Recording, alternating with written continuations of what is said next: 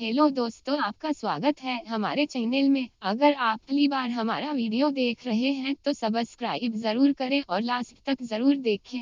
Japan के एक छोटे से कस्बे में रहने वाले 10 वर्षीय ओकायो को जूडो सीखने का बहुत शौक था, पर बचपन में हुई एक दुर्घटना में बायां हाथ कट जाने के कारण उसके माता पिता उसे जूडो सीखने की आज्ञा नहीं देते थे। पर अब वो बड़ा हो रहा था और उसकी जिद भी बढ़ती जा रही थी। अंततः माता पिता को झुकना ही पड़ा और वो ओकायो को नजदीकी शहर के एक मशहूर मार्शल आर्ट्स गुरु के यहाँ दाखिला दिलाने ले गए। गुरु ने जब ओकायो को देखा तो उन्हें अचरज हुआ कि बिना बाएं हाथ का यह लड़का भला जूडो क्यों सीखना चाहता है। उन्होंने पूछा, तुम्हारा तो बायां हाथ ही नहीं है, तो भला तुम और लड़कों का मुकाबला कैसे करोगे, यह बताना तो आपका काम है। ओकायो ने कहा, मैं तो बस इतना जानता हूँ कि मुझे सभी को हराना है और एक दिन खुद सेंसेई मास्टर बनना है। गुरु उसकी सीखने की दृढ़ इच्छा शक्ति से काफी प्रभावित हुए और बोले, ठीक है, मैं तुम्हें सिखाऊंगा, लेकिन एक शर्त है, तुम मेरे हर एक निर्देश का पालन करोगे और उसमें दृढ़ विश्वास रखोगे। ओकायो ने सम्मति में गुरु के समक्ष अपना सर झुका दिया। गुरु ने एक साथ लगभग 50 छात्रों को जूडो सीखना शुरू किया। ओकायो भी अन्य लड़कों की तरह सीख रहा था, पर कुछ दिनों बाद उसने ध्यान दिया कि गुरुजी अन्य लड़कों को अलग अलग दाम पेंच सिखा रहे हैं, लेकिन वह अभी भी उसी एक किक का अभ्यास कर रहा है जो उसने शुरू में सीखी थी। उससे रहा नहीं गया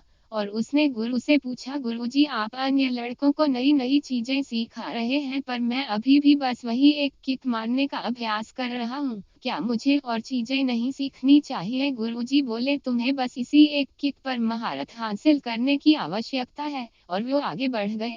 ओकायो को विस्मय हुआ, पर उसे अपने गुरु में पूर्ण विश्वास था और वह फिर अभ्यास में जुट गया। समय बीतता गया और देखते देखते 2 साल गुजर गए, पर ओकायो उसी एक किक का अभ्यास कर रहा था। एक बार फिर ओकायो को चिंता होने लगी और उसने गुरु से कहा, क्या अभी भी मैं बस यही करता रहूंगा और बाकी सभी नई तकनीकों में पारंगत होते रहेंगे? गुरुजी बोले, तुम्हें मुझ में यकीन है तो अभ्यास जारी रखो। ओकायो ने गुरु की आज्ञा का पालन करते हुए बिना कोई प्रश्न पूछे अगले 6 साल तक उसी एक किक का अभ्यास जारी रखा। सभी को जूडो सीखते 8 साल हो चुके थे कि तभी एक दिन गुरुजी ने सभी शिष्यों को बुलाया और बोले, मुझे आपको जो ज्ञान देना था वो मैं दे चुका हूँ और अब गुरुकुल की परंपरा के अनुसार सबसे अच्छे शिष्य का चुनाव एक प्रतिस्पर्धा के माध्यम से किया जाएगा और जो इसमें विजयी होने वाले शिष्य को सेंसेई की उपाधि से सम्मानित किया जाएगा। प्रतिस्पर्धा आरंभ हुई।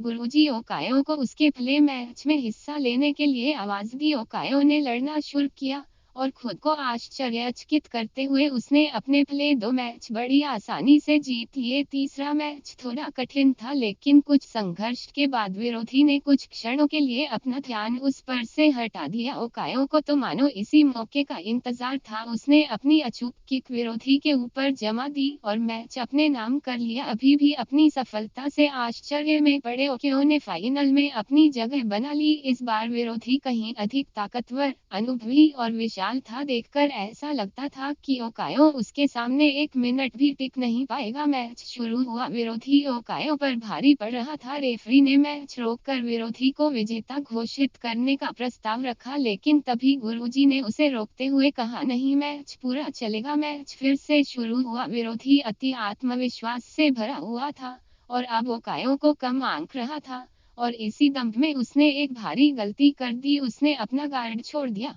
ओकायो ने इसका फायदा उठाते हुए 8 साल तक जिस किक की प्रैक्टिस की थी उसे पूरी ताकत और सटीकता के साथ विरोधी के ऊपर जड़ दी और उसे जमीन पर धराशायी कर दिया। उस किक में इतनी शक्ति थी कि विरोधी वहीं मूर्छित हो गया और ओकायो को विजेता घोषित कर दिया गया। मैच जीतने के बाद ओकायो ने गुरु से पूछा, सेंसेई, भला मैंने यह प्रतियोगिता सिर्फ एक मुंह सीख कर कैसे जीत ली? तुम 2 वजहों से जीते। गुरुजी ने उत्तर दिया, भला तुमने जूडो की एक सबसे कठिन किक पर अपनी इतनी मास्टरी कर ली कि शायद ही इस दुनिया में कोई और यह किक इतनी दक्षता से मार पाए, और दूसरा कि इस किक से बचने का एक ही उपाय है और वह है विरोधी के बाएं हाथ को पकड़कर उसे जमीन पर गिराना। ओकायो समझ चुका था कि आज उसकी सबसे बड़ी कमजोरी ही उसकी सबसे बड़ी ताकत बन चुकी थी। मित्रों, ह्यूमन होने का मतलब ही है होना अपने आप में बुरी नहीं होती, बुरा होता है हमारा उससे करने का तरीका।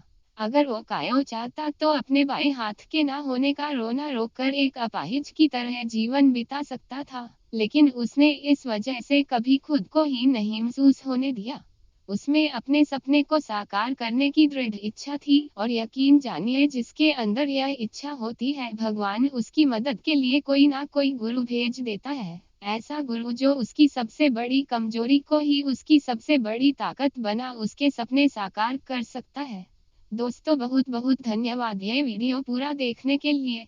हमें कमेंट्स के जरिए बताइए कि वीडियो कैसा लगा। लाइक शेयर और सब्सक्राइब जरूर करें।